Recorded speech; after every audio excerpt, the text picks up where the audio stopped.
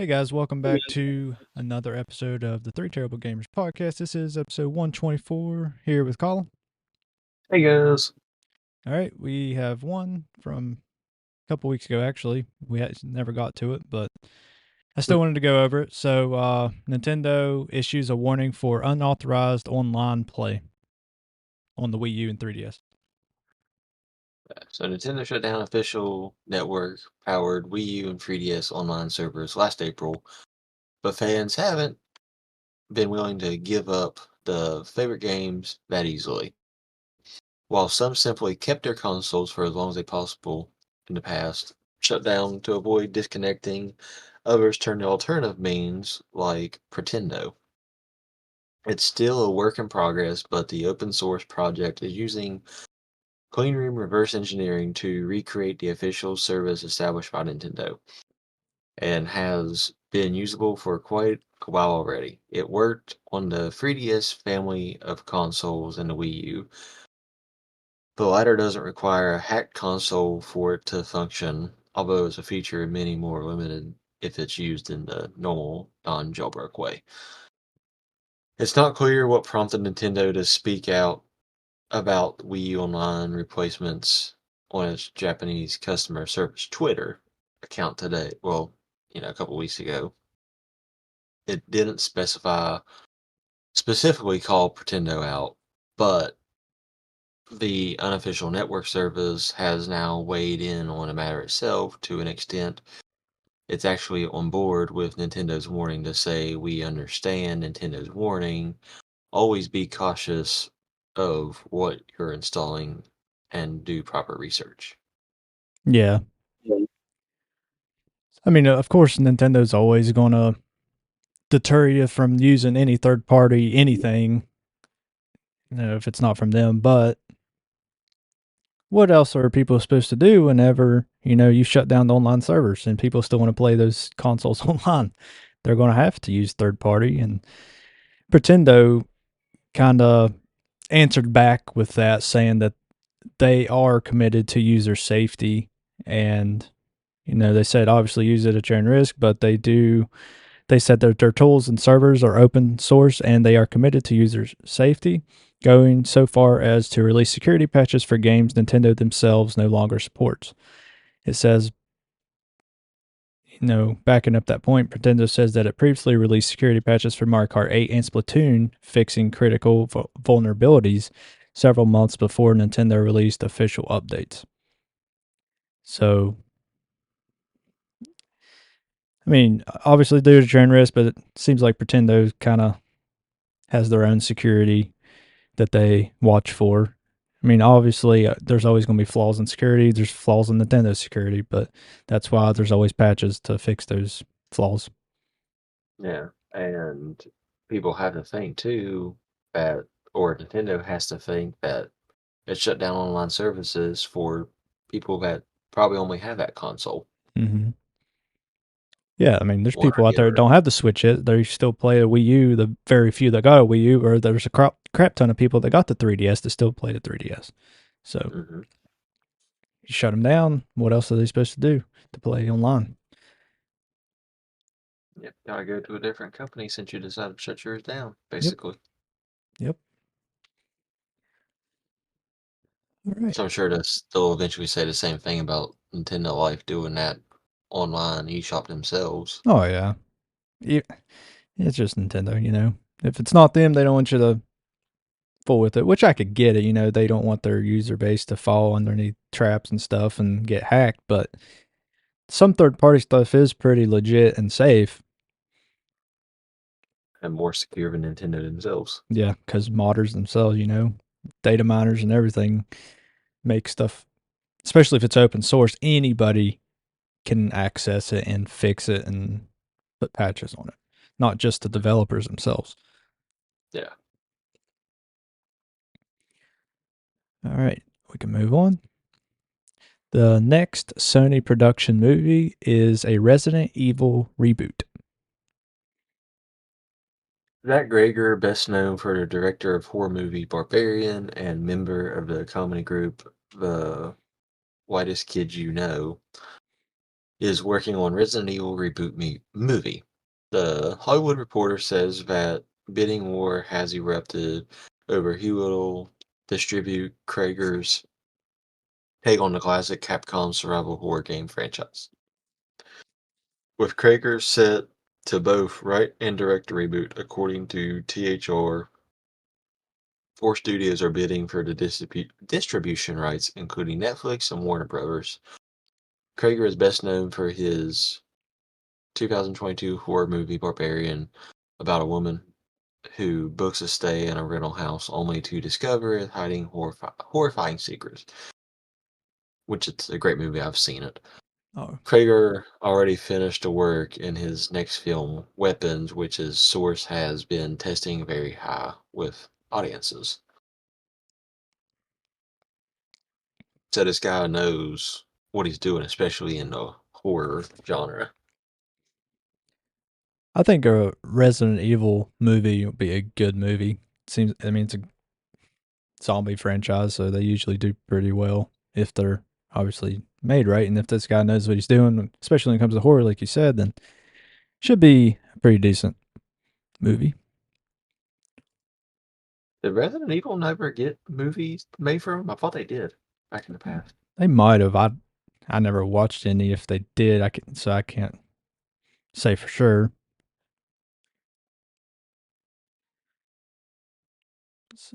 I was thinking they did.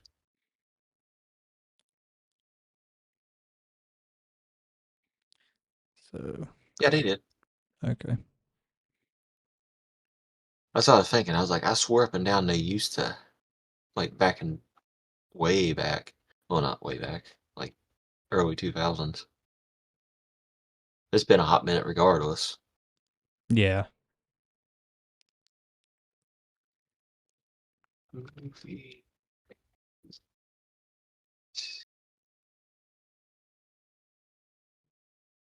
Going down a rabbit hole.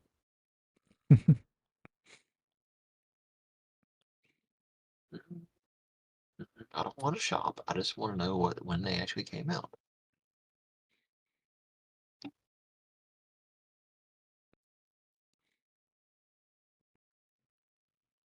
All right, we'll see what IBDM. Yeah, 2002 was when the first one came out, okay, and then so total. Actually, there's six of them in total. The last one came out in 2016. nice.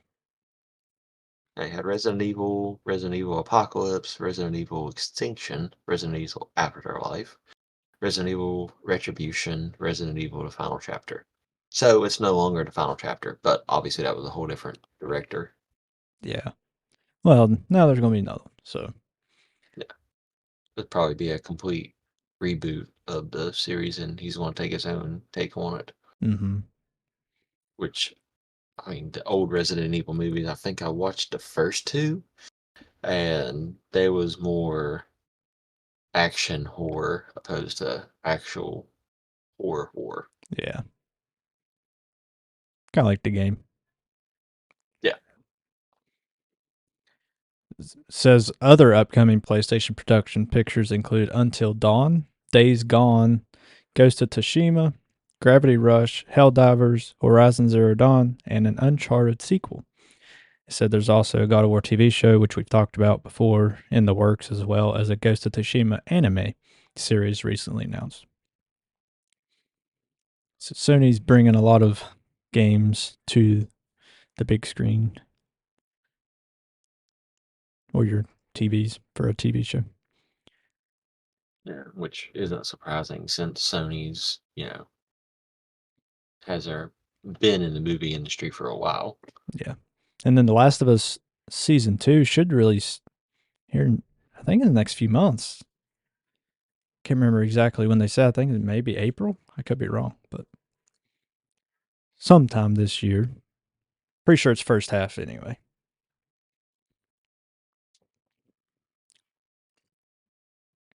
I may as well go live on this one too. Yeah.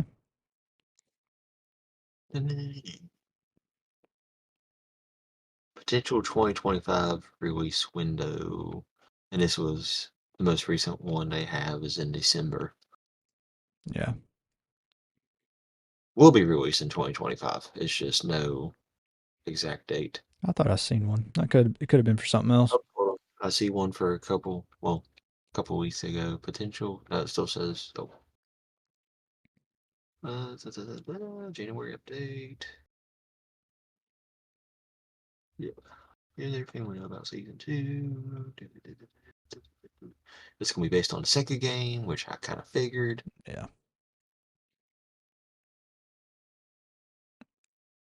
That's where I got April was The Last of Us Part 2 for PC is in April.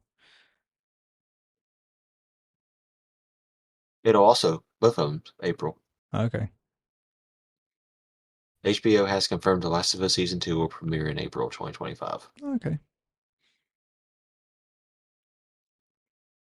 Nice. But their prediction on this website is the 13th to 20th, which coincides with the actual game releasing. Well, doing the thing you said. Yeah, for PC. Obviously, it's already released. Yeah. For PlayStation a while ago. Yeah. All right. Move on. SEGA Forever could be coming back. Initially launched to promote the company's range of classic titles on smartphones, Sega Forever morphed into a preservation project which truly celebrated the amazing history of the Japanese veteran company. The Sega Forever Twitter account regularly posted high-resolution artwork from company's vault, and one of the last things promoted before it went dark in 2023 was an amazing restoration of the Sonic statue that used to stand in London branch of Sega World. Yeah. Never heard of it until you sent it to me. I hadn't either until I seen it on, I think it was Game Ran or something. But I It guess wasn't forever. no, I guess it some kind of subscription service they had at one point, but it got discontinued. But it could be coming back. Get the Sonic statue back in London. Yeah, that'd be cool to see. Yeah. Wasn't Oh, that? I mean, I know it was the Sega branch in London, but that just makes me think of like Mario and Sonic at the Olympic Games when it was at London. yeah, that was in 2020, 16. I don't remember when they were in London. Been a hot minute. Regardless, I can't remember. 2012. 12. Wow. What did you say? I thought it was further than that because I remember the original game Mario and Sonic and Olympic Games came out in '08 because it was based in Beijing. Mm-hmm. So, which means I say probably promotional wise, that's probably when the statue got erected there. Would have been for that Probably. Yeah, it makes sense. because the people was in London for the Olympics may as well go to Sega and see the statue Yeah, because it's really a game based on it. I would have. I would have went and seen it. Yeah, never gone to the Olympics here, let alone a different country. No, Although technically we are like just 50 countries just put in one. pretty And much. how spread out everything is here. Pretty much. I've been right at the Canada border, but not went in. All right, move on. The next God of War game could be going to Egyptian mythology. If it's true, I called it. Well, it was like a few months ago. I said that's probably the swing they'll take on it since Mm, they've already covered two different mythology types. yeah, But the God of War Ragnarok ending saw, which spoiler, which I guess it technically is a spoiler to me too because I haven't finished the game either. So you're right here in the boat with me. God of War Ragnarok ending saw Atreus leaving Kratos to reach for the giants. It's possible that Atreus' journey will see him reach Egypt and force him to go head to head with the gods of Egyptian mythology without his father's help. A God of War game without Kratos as the main character would be a huge gamble, especially since Atreus has had mixed reaction, but it would be interesting to say the least. So, with that, not only is it potentially getting rid of Kratos for a little bit, it's also going to be focusing on Atreus, or I guess technically Loki, in that aspect of it. To me, I don't know if that would be the case. To me, where yes, Atreus does leave Kratos at the end, to me, that's a good spot to do a spin-off for Atreus to continue the Norse mythology, finding the giants and stuff. Keep Kratos in the God of War game because he's the God of War. Because Atreus isn't the God of War. He's Loki, whatever. He's not the God of War. So really, a God of War with Atreus being the protagonist isn't a God of War game. To me, it's a good spin-off series, but it's not the same. And I'd say that a lot of people probably wouldn't They even just have get the to not a game at god, that he's a point. giant. Yeah. So a lot of people wouldn't even get the game, I would say. So that'd be a bad choice on Sony or in Santa Monica Studios. So I think keep they'll probably keep Kratos in the Egyptian game for the main series and then do a spin-off for Atreus and Norse to finish his story or whatever. Why choose a Sleep Number smart bed? Can I make my side softer? Can I make my side firmer? Can we sleep cooler? Sleep Number does that. Cools up to 8 times faster and lets you choose your ideal comfort on either side. Your Sleep Number setting. And now save 50% on the new Sleep Number limited edition smart bed. Plus free home delivery when you add a base. Ends Monday. Exclusively at a Sleep Number store near you. Learn more at sleepnumber.com.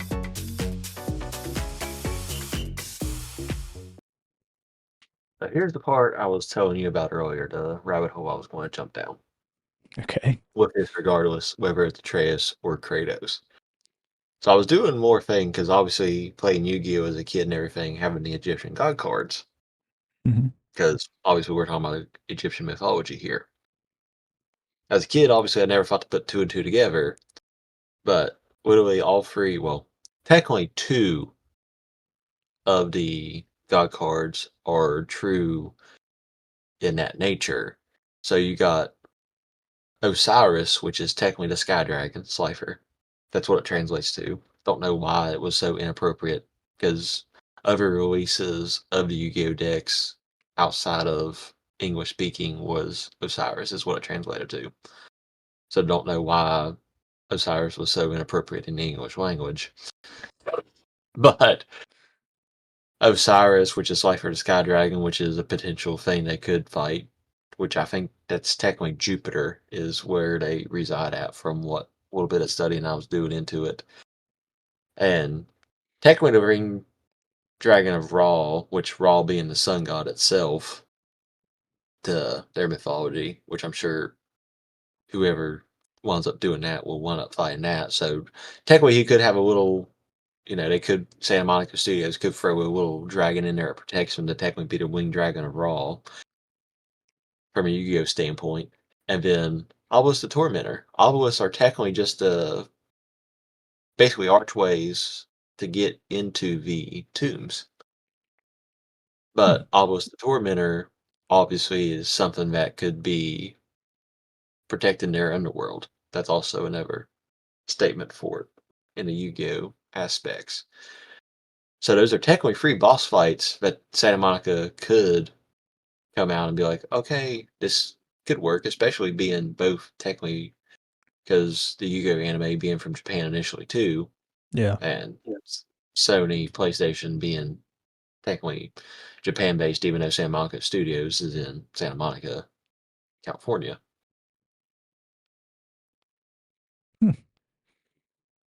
Yeah, I never thought about it. It's Yeah. a But kid. those are free fights I could see potentially taking place. Oh If yeah, not the Sky Dragon or Obelisk, I could see them fighting Raw directly or directly. yeah, Because I believe in that mythology, Raw is the strongest god in that aspect. yeah. Because sun goes out, what happens? All right. Yeah, nothing lives. Exactly. So I can see that being a potential ending.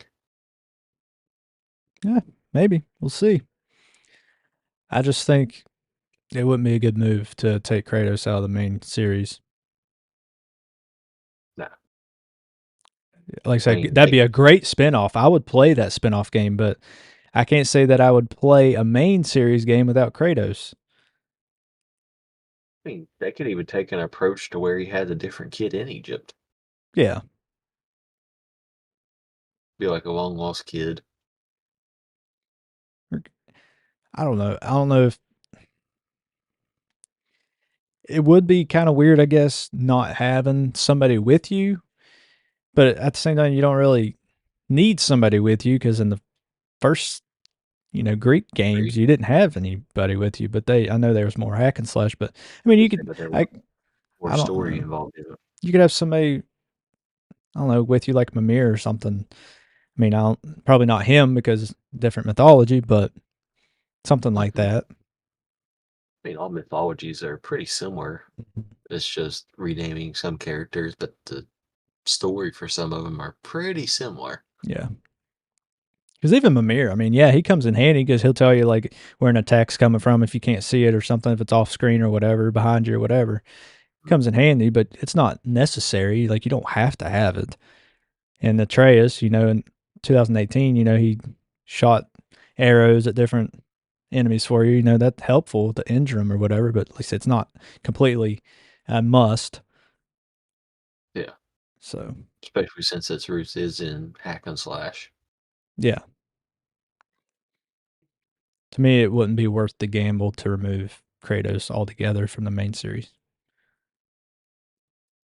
And I mean, I'm sure if they wound up going whatever direction with it, it'll still probably be at least another 4 or 5 years before it even releases in the first place. So they'll really think about it in the meantime. Yeah. Because it's been technically 3 years since, God of War Ragnarok released for the first time. Yeah, because 2018 obviously came out in 2018, and then Ragnarok came out in 2022. That's a 4 year gap. So it's already been 3 years. But if they're just now starting development and everything, it'll be, like you said, probably another 4 or 5 with technology being more advanced now and better graphics and stuff What, God of War 3 came out in 2012, if I'm not mistaken. for Oh, 6 years PS3. ago? 10. It was 2010. 2010. So it had a 8 year gap. So I would be right on time frame if that is the case. Guessing being over 4 or 5 years from this point, Yeah. be a 2030 release with a whole new mythology if that's the case. Or next year they could be like, ah, screw it, we're still staying in Norse. Let's say on their 4 year gap, which I doubt it because I just don't see it. Because we don't have a next generation console and they do try to do one per generation. Kind of like Nintendo does with Mario titles or Right. Zelda titles. I'm Do thinking one they per had generation. another game after 3 For the on the PSP? on the PS3. Let me see. Yeah, God of War Ascension in Ascension. 2013 for the PS3. I thought it was a Vita game. No, PS3. Yeah, just the PS3. It says. But it was like a 1.5 or a 2.5, wasn't it? I'm not sure.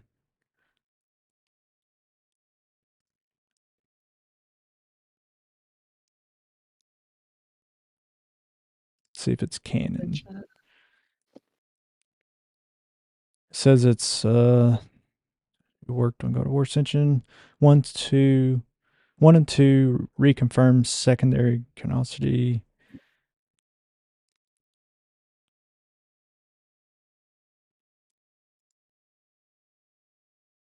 Okay, it's a prequel that takes place before the first God of War. As you say, I figured it was being a prequel based and not anything after. Yeah, it's a prequel. Or in a 0.5 somewhere. Yeah. So technically it's before the first game, Yeah. chronologically. Yep. Pulled off a Skyward Sword. Be one Yeah. of the last games in the series, Yeah. but it's the first one canonically. Yep. And then they just completely rebooted 2018. Well, whole different mythology. Yeah, that's what I mean. Did you think they was technically in Greek for 10 years? From 2000, well, 8 years. From 2005 to 2013. Yeah. Was the first God of War will be 20 years this year old this year. Old. Yeah. That's Came out in nice. 2005. Now I feel old. Yeah. All right. Rabbit hole. Told you. It's all right. I've got time for one more. All right. So a rare GameCube system goes up for auction. It's from the Space World 2000 show. I spotted on IGN. The collector now has an eBay listing for the Space World announcement model going for a staggering $100,000. That's a lot of money for a console that doesn't even play games, but it's for anybody wanting their own piece of gaming history. So what was so special about the Space World announcement model? It's Back in the it's not the same. It's not the final version, so they kind of made tweaks and stuff after that, so it looks different. Especially the controller, it looks different. Like the B button's bigger. I think some of the collars on the controller are swapped. I think the B basically when button's it was green. still basically when it was still like the Dolphin. Yeah, it was just, yeah, it was just an early version of the GameCube, so just a prototype. So definitely rare and the only one of its kind. So that's why it went for $100,000. Well, going, I don't think it's sold yet.